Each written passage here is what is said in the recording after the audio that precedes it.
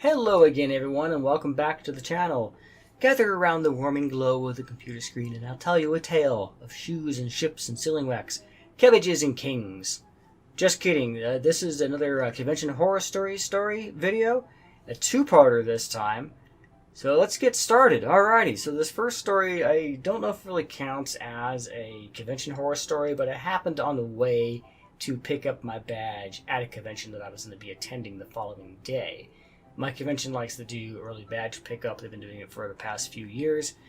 This particular year, the convention was being held at the Sheraton Hotel down off of 16th Street in Denver, Colorado. I don't really like the idea of cons being held off of pedestrian malls in major cities because it can lead to a bunch of different problems, which I'll get onto in the second half of this story. So this happened when I was taking the bus down to go pick up my badge the day before the con. I could have driven down to pick up my badge, but I decided I wanted to save some money and also with parking, because parking can be incredibly expensive. So I figured, okay, I'll just take the public transportation. This was happening around the time that I was still in college, so getting down there was actually basically free because I was able to use my bus pass to get down to downtown Denver. So didn't have to spend any money there. But anyways, so when I'm waiting for the bus to pull up, it seemed like everything was going to be perfectly fine. I wasn't going to have any problems. And there really wasn't anybody who got on the bus with me that was also going down to the Denver area. So I felt like, everything's fine. So I picked the first seat that I see that's open and sit down, which is usually in the front. That way I can get off the bus quickly when the bus arrives at my destination. A few moments after I sit down and the bus leaves the station, I feel this heavy plop just right down in the seat next to me. And I know it wasn't another passenger getting on the bus, because remember, keep in mind, the bus has already left the station. Like, maybe somebody switched seats. Because I hear someone in this kind of garbled, drunken voice say to me, "Hey, you're really short. How tall are you?" And I turn around, and sitting right next to me is this, looking like a drunk Mr. Clean kind of guy, kind of on the buff side, bald head, very thin eyebrows, and he smelled terrible. And I say to him, I was like, "No, I'm not 5 foot. I'm 5'4". He's like, "Oh, okay. Well, you look like you're 5 foot." And I'm like, "Dude, I'm not 5 foot. I'm 5'4". He's like, "Yeah, I'm a short for a guy. Big deal." There's lots of actors that are really well known and they're short. Like Elijah Wood, Seth Green. I think Daniel Radcliffe is about the same height as me too. He actually might be about an inch taller, but anyways, it's besides the point. Who cares? Really, who cares? And that's kind of like what I said. It was like, why does my height matter? I mean, you will walk all the way from the back of the bus to sit down next to me to ask me that question. And yes, he did. So he proceeds to talk to me, and I just don't like the stuff the guy had to say. He was just really bothering me. I pretty much just wanted to mind my own business and just check social posts on my phone, on Facebook and stuff. But the guy just everything that he said just annoyed the F out of me. And with YouTube's guidelines being the way they are, I really can't elaborate a whole lot on that. So you can get an idea of what was going on here. And a lot of the stuff that he was saying was difficult to make out anyways, partly because of him being drunk. Eventually other passengers did notice the guy was starting to bother me, and I was at the point where I was like, okay, when we pull up at the next station, I'm just going to get off the bus because I can't deal with this guy, and then hope to God he doesn't try to follow me off the bus as well. So the bus pulls up at the next station, and I start to stand up so I can get off. And then I hear somebody else yell to the bus driver to get the drunk Mr. Clean off the bus because he's been bothering everybody since, the bus left Boulder. He had gotten on back then, I guess, from what I found out later on. It took about 5 minutes or so for the bus driver to convince the drunken Mr. Clean to leave the bus, and eventually he did. He was very upset about it, but if he's going to bother people. And the other thing too, this was still like in daylight hours. I mean, I don't know who in the hell is drunk, when the sun's still out. I'm usually I look at drinking and stuff as an evening thing, not something you do during the social course of your day. But for the drunks, I guess it's different. Correct me in the comments if I'm wrong. But anyway, after he left the bus, somebody else came over and sat down next to me and asked if I was okay, and then started talking to me about the whole conversation that the guy was having with me. They overheard pretty much everything the guy said. And I was at the point where I just wanted to be left alone too.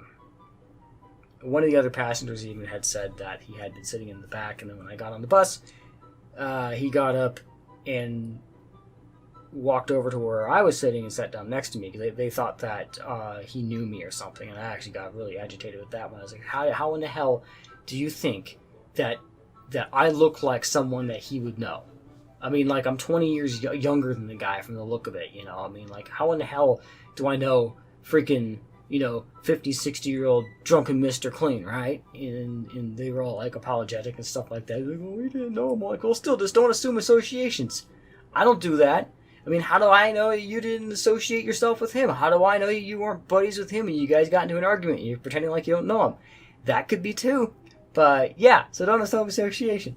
Anyways, so we get down to Denver. I get off the bus and stuff, meet up with my friend, get my badge, and the rest of the day went pretty well. Okay, getting on to part 2 of this crazy story of convention horror stories. And this one, yes, did happen at a con. And it happened at the same con that the previous story happened at, only on a different year. So this, I believe, happened in 2018 or 2019. I don't remember. It was one of the 2 years when it was still down on 16th Street. The con has moved since then. They have been at the Gaylord Resort Hotel in Aurora, Colorado since 2020. But of course, as you know, 2020, every single con in the entire planet Earth was closed or postponed until the following year. Anyway, so yeah, it happened like about the year before all that craziness happened. And my friends and I, we were going to go out to this Japanese obento box restaurant for lunch. And we're standing on a street corner, waiting for the light to change so that way we can cross. And out of the woodworks, one of those weirdos again. And he doesn't say anything to my friends, my two female friends. He like completely ignores them. No, he just zeroes in on me, right? And then he shoves this CD in my face that has like the name of the music or band or whatever like drawn on it in Sharpie. And he's like, "Hey, dude, I want you to check out my music I make." I'm all like, "Yeah, dude. I mean, like, I'm not interested. It's okay." And he's like, "No, man, here, you should take this." I'm all like, "No, sir, I don't want it. Thank you." And he kept insisting on it. And the guy just would not leave me alone. And he's all like, "Yeah, man, it's only like $20, I mean, you can afford that, right?" I'm like, "Well, no, I'm trying to go out and have lunch with my two friends here. And I'm trying to save my money for the convention going on." And he's like, "Oh, fuck that shit, And then he, like, says to me that he can see a $20 bill sticking out of my pocket. I'm like, "Dude, I don't have any money on me. I haven't carried cash since I was in high school, so I just don't carry cash." He's like, "Quit bullshitting with me. I can see a 20 sticking out of your pocket." And I'm like, "Oh, you mean my GoPro that's, like, on top of my wallet?" I mean, like, and he was trying to get me to look down, because that's the tactic these kind of people use, right? That are trying to sell you stuff that they, it could have even been a bootleg CD, I don't know. And I know I don't have any cash on me because like I said, I don't carry cash anymore. And then 2, I had my GoPro on top of my wallet, legitimately on top of my wallet. So he probably was seeing part of the GoPro sticking out of my pocket, thinking it was money for some reason. And then the light turns green for us to cross, and my 2 friends just book it. And do they take my hand and like pull me along? No, of course not. No, what? Because why would they do that? I'm still trying to figure that one out myself too. And I don't have the reaction time to pull distraction away from this guy to where I can just kind of hurry with them. So then the light starts to turn back to red, because in Denver, a lot of the street lights don't stay green long enough for you to cross. They'll switch back for oncoming traffic to go faster than you can get across the street. So I'm stuck on the street corner with this guy, and then one of his buddies comes out of the woodworks and comes over to me and starts, haggling me about the freaking CD as well too, and he's got one of them as well. And those two guys, they know each other. They're both shoveling these freaking, Walmart purchased blank CDs that have music on them in front of my face, and I'm like, dude, go away! I just don't want to listen to your freaking music, and I think they said it was like hip hop or rap or something like that, which I'm just not into. I'm into like, electro swing and like steampunk style music, stuff like that. And it's like, oh God, why does this have to happen again? And my friends are just standing on the other side of the street corner staring at me, and I'm like, yeah, guys, thank you. You left. I know. I'm still on the Titanic. You guys are in the lifeboat. Bye, see ya. That's kind of how it felt to me. And at some point, I finally was just tired of it and stuff. And I'm like, okay, I'm just gonna take my chances with the cars. I mean, like other people like just walk out in the traffic too to cross the street. So I'm gonna do the same thing. So the first moment I see a break in the cars, I just book it across the street, and it got across fast enough to where the traffic then didn't allow those guys to come after me and my friends and stuff. And my phone friends were all like, well, we were wondering when you were gonna stop talking to those guys and come join us. I'm like, dude, did you not just see them? Why didn't you just I was like, why didn't you grab my hand and pull me along? And it's like, well, we thought that you wanted to talk to him. I was like, do I look like I want to talk to those guys?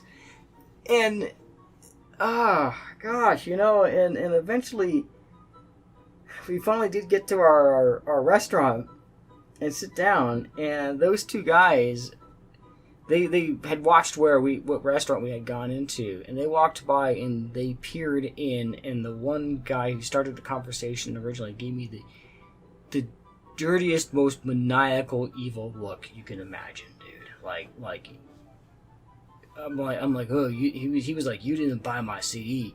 Now I'm, it's when you do the point the fingers at your eyes and kind of like point the fingers back at the person that you're looking at. That's the kind of look he gave me. All because I didn't want to buy his CD, and I told him pretty much just to bugger off, and he wouldn't do that. So yeah. Thank you, Denver.